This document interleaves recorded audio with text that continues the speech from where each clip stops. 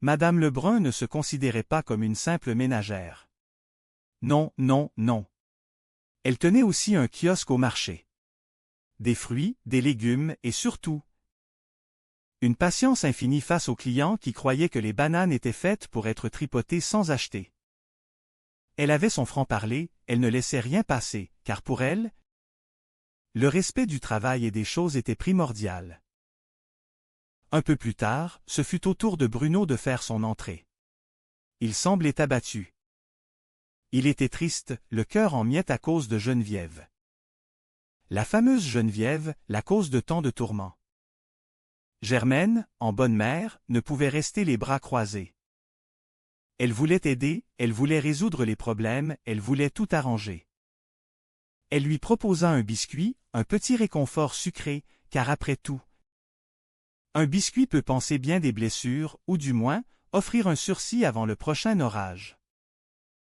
La tension monta d'un cran lorsque grand-papa commença à se sentir mal. À 92 ans, chaque douleur est une sonnette des alarmes.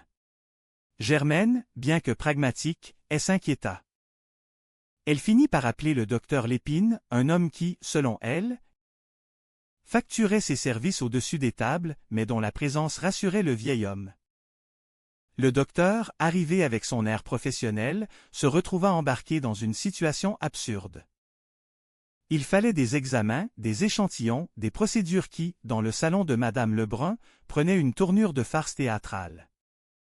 Entre les malentendus sur la température rectale et la disparition mystérieuse d'un objet dans une cavité, la scène frôla l'absurde.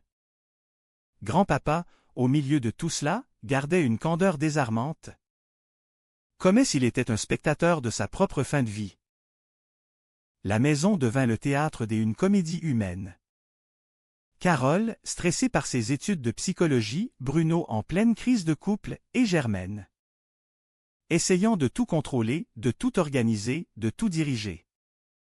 Elle voulait être la leaduse, celle qui dénoue les nœuds, celle qui, avec ses connaissances rudimentaires et son intuition, allait apporter la solution. Elle tenta même d'organiser une séance de psychothérapie maison.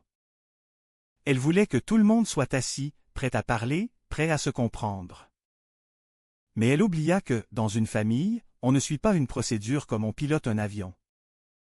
Il n'y avait pas des étiquettes, pas de badge, pas des ordres logiques. Il n'y avait que des sentiments, des rancœurs, des amours et des non-dits. La séance de thérapie fut un désastre, bien entendu. Bruno et Geneviève, coincés entre la volonté des affirmations de Carole et l'intrusion constante de Germaine, finirent par exploser.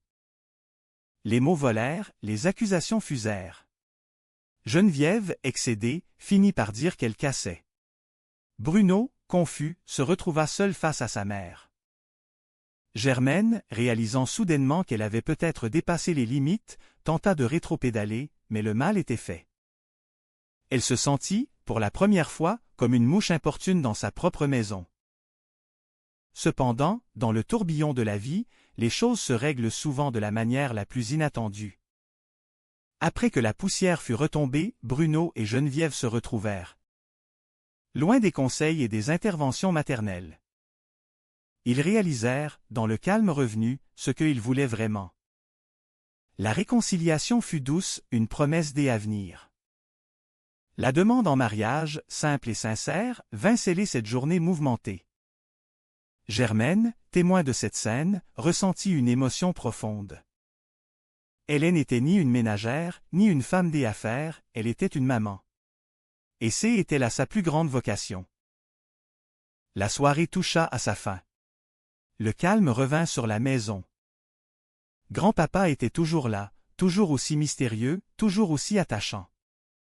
Germaine, assise dans son salon, repensa à la journée, à ces vies qui s'entrecroisent, à ces petits drames qui forment la trame de l'existence. Elle se dit que, malgré les disputes, malgré le chaos, malgré les malentendus, il y avait de l'amour.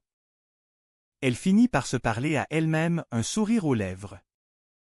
La vie continuait, avec ses joies, ses peines, ces petits riens qui font les grandes histoires. Elle était Madame Lebrun, et dans son monde, chaque jour était une nouvelle aventure.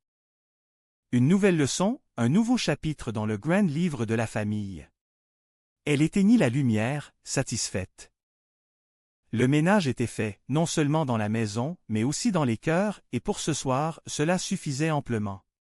Elle se sentait en paix. Demain serait un autre jour, avec ses propres défis, mais pour l'instant, le silence était la plus belle des musiques, et elle en profitait, pleinement, sereinement. Bienvenue dans la maison effervescente de Madame Lebrun. Un lieu où la tranquillité n'est qu'un concept lointain et où chaque journée apporte son lot de péripéties domestiques. La matinée commençait dans un tumulte habituel. Grand-papa, âgé de 92 ans, errait dans le salon, affirmant n'avoir pas dormi depuis 3 jours. Madame Lebrun, elle, s'activait avec une énergie débordante, traitant le ménage non pas comme une corvée, mais comme une véritable bataille épique. Elle se rappelait son mariage à l'âge de 18 ans avec Roger Lebrun. Une union scellée par la grossesse, ce qui avait immédiatement lancé sa vie de labeur domestique. Elle avait élevé 6 enfants seule, et pourtant, aucun d'entre eux ne lui avait causé autant de tracas que la vie elle-même. Monsieur Curie, un voisin, était passé la veille, observant la maison avec admiration avant de déclarer que Madame Lebrun et le bon Dieu formaient une excellente équipe pour gérer ce foyer. Elle avait souri poliment, tout en pensant en elle-même qu'il devrait voir le désordre si le bon Dieu devait s'en occuper tout seul. Carole, sa fille, fit une entrée remarquée. Elle se préparait pour une rencontre galante, ce que sa mère, avec sa sagesse cynique, interprétait comme une mission bien différente. Madame Lebrun, fidèle à son franc-parler, ne put s'empêcher de mettre en garde sa fille contre les intentions réelles des hommes, comparant ironiquement leur approche à une quête de lubrifiant plutôt que de romantisme. Carole, habituée aux tirades de sa mère, balaya ses commentaires d'un revers de main, bien qu'une pointe d'inquiétude l'habite secrètement. Madame Lebrun ne se limitait pas à son rôle de mère au foyer. Elle gérait également un kiosque au marché, vendant des fruits et des légumes avec une autorité de femme d'affaires. Elle racontait avec exaspération les clients qui venaient tâtonner la marchandise sans aucune retenue. Elle se souvenait d'une cliente en particulier, à qui elle avait dû rappeler fermement que la banane qu'elle tenait n'était pas un objet de séduction, mais un simple fruit. Le drame familial prit une nouvelle tournure lorsque Bruno, son fils, arriva, le cœur brisé. Geneviève, sa compagne, venait de rompre avec lui. Madame Lebrun, toujours prompte à s'immiscer, chercha à comprendre les raisons de cette rupture, insistant pour offrir son aide et ses conseils, malgré la réticence évidente de son fils. Carole, observant la scène, tentait tant bien que mal de tempérer l'ardeur de sa mère, craignant que cette intervention ne fasse qu'empirer la situation. Pendant ce temps, la santé de grand-papa devenait une source de préoccupation. Il se sentait souffrant, surtout depuis la mort tragique de sa perruche. Le docteur Lépine fut appelé pour une visite à domicile. La consultation se transforma rapidement en une farce monumentale. Entre les malentendus sur les besoins du médecin, les examens médicaux improvisés et les commentaires sarcastiques de Madame Lebrun, la tension monta d'un cran. Le docteur, peu impressionné par l'efficacité de la maisonnée, réclama des échantillons, ce qui mena à une série d'échanges burlesques sur les objets personnels de grand-papa. La situation atteignit son paroxysme lorsque Madame Lebrun, tentant d'aider le médecin, provoqua une confusion totale, transformant l'examen médical en une chasse au trésor improvisée. La tentative de médiation organisée par Carole pour Bruno et Geneviève fut le point culminant de la journée. Madame Lebrun, malgré ses promesses de ne pas intervenir, se retrouva rapidement au cœur de la discussion, imposant sa présence et ses étiquettes imaginaires. La confrontation éclata. Geneviève, excédée par l'influence dominante de la mère, exprima sa frustration, ce qui mena à une dispute animée. Pourtant, au milieu du chaos, une vérité émergea.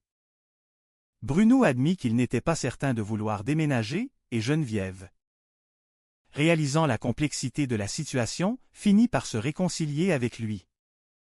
À la surprise générale, Bruno demanda la main de Geneviève, transformant une rupture imminente en une promesse de mariage. La journée s'acheva sur une note plus douce. Madame Lebrun, après